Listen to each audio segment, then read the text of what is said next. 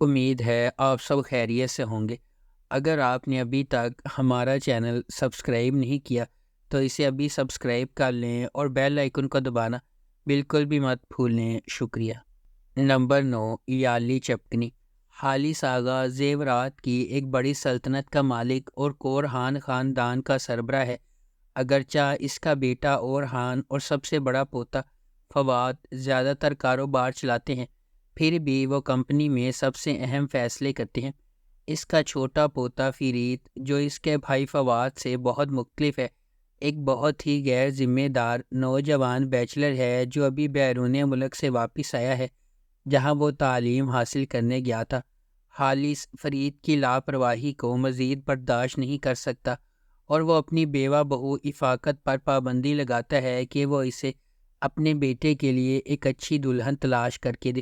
یہ خبر کہ حالس آغا اپنے پوتے کے لیے دلہن کی تلاش میں ہے نیلے رنگ سے گازین ٹپ میں کاظم کی حویلی تک پہنچتی ہے۔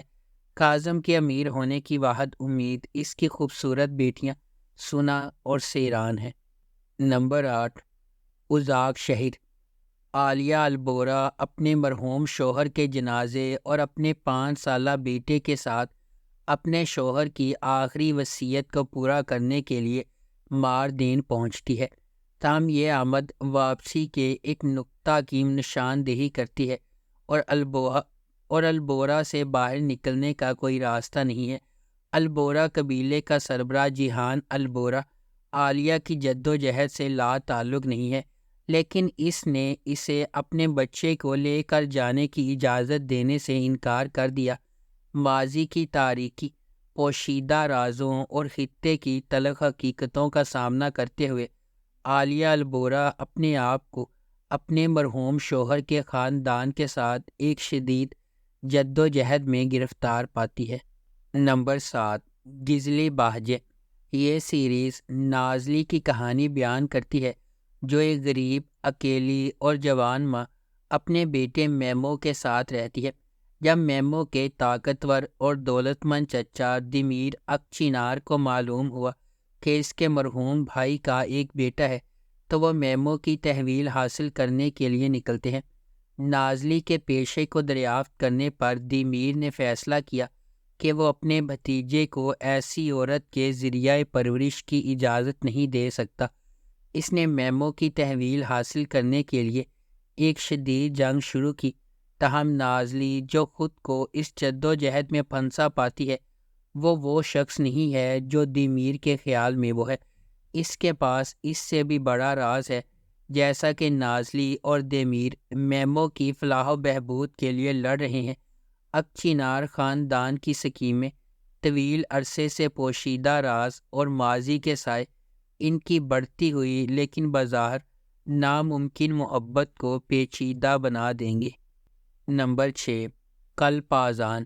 یہ سیریز ایماندار آدم کی پیروی کرتی ہے جو ٹیکسال میں ایک عام کلرک کے طور پر کام کرتا ہے۔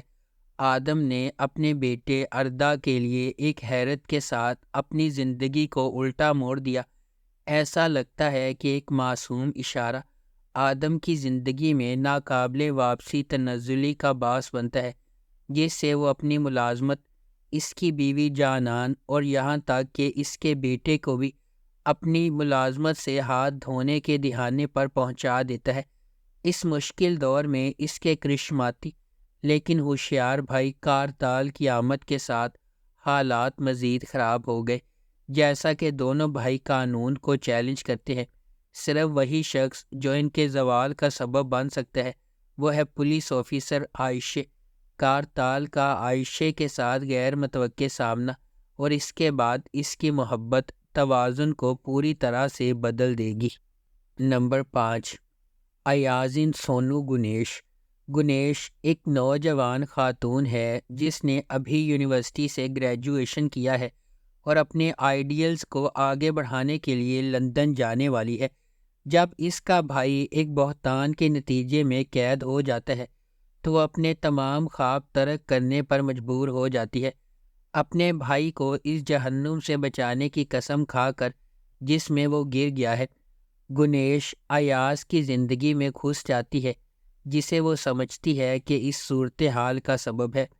ایاز کو اس بات کا علم نہیں ہے کہ وہ اپنی وراثت میں ملنے والی جماعت اور اپنے پیاروں کی حفاظت کرتے ہوئے جو بڑی غلطی سرزد ہوئی ہے، اس کی قیمت وہ محبت سے ادا کرے گا۔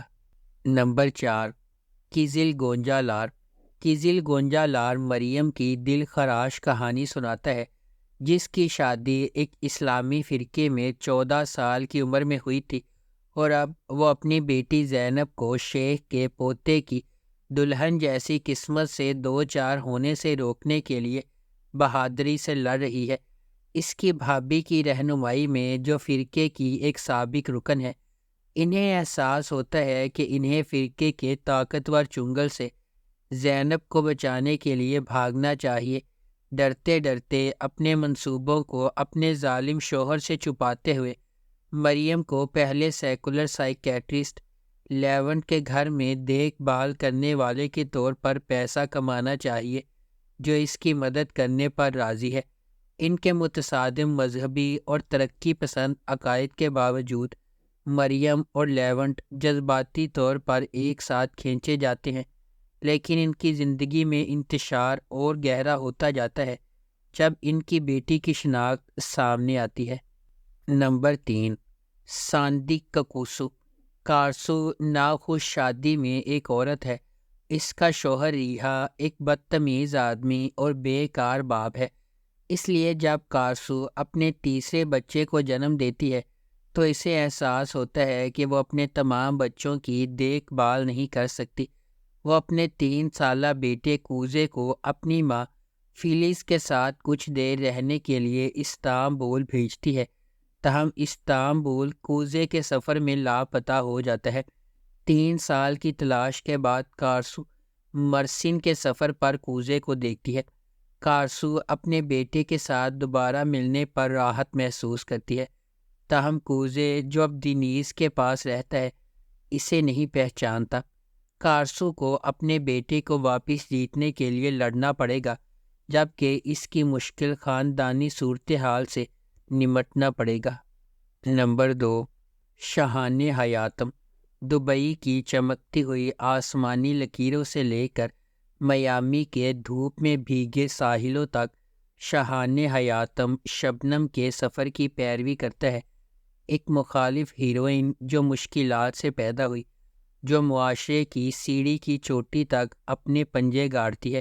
شبنم ایک اسکالرشپ والی بچی تھی جو ایک ایلیٹ اسکول میں پڑھتی تھی، جہاں اسے امیر طلباء کے والدین اور یہاں تک کہ اس کے کچھ اساتذہ نے تنگ کیا تھا۔ اس کے دماغ کے باوجود کسی نے نہیں سوچا تھا کہ وہ اسے ان کی سطح تک پہنچائے گی، لیکن پلاسٹک سرجری اور اٹل خواہش کے ساتھ شبنم نے حتمی انعام حاصل کیا، اونور نامی ایک امیر شوہر۔ نمبر 1، ساکلا بینی۔ میتے اور ناز جو امیر اور بااثر گھرانوں میں پیدا ہوئے، اپنے بچپن میں کیے گئے ایک وعدے کے پابند ہے۔ یہ وعدہ ایک المناک واقعے سے ہوا ہے جہاں ناز کی بے گناہی پر سمجھوتا کیا گیا تھا اور میتے کے خاندان نے غیر متزلزل حمایت کی پیشکش کی۔ جیسے جیسے وہ بڑے ہوتے جاتے ہیں، ان کا رشتہ گرما گرم دلائل اور پرجوش مصالحت کا رولر کوسٹر بن جاتا ہے۔ میتے بچپن کے وعدے کو نبھانے کے لیے پرعزم ہے۔ ناز سے شادی کرنے کے لیے بیرون ملک تعلیم حاصل کر کے واپس آیا ہے، تاہم قسمت اس وقت مداخلت کرتی ہے جب وہ ناز کی وفادار نوکر انجیلا کے ساتھ راستے عبور کرتا ہے۔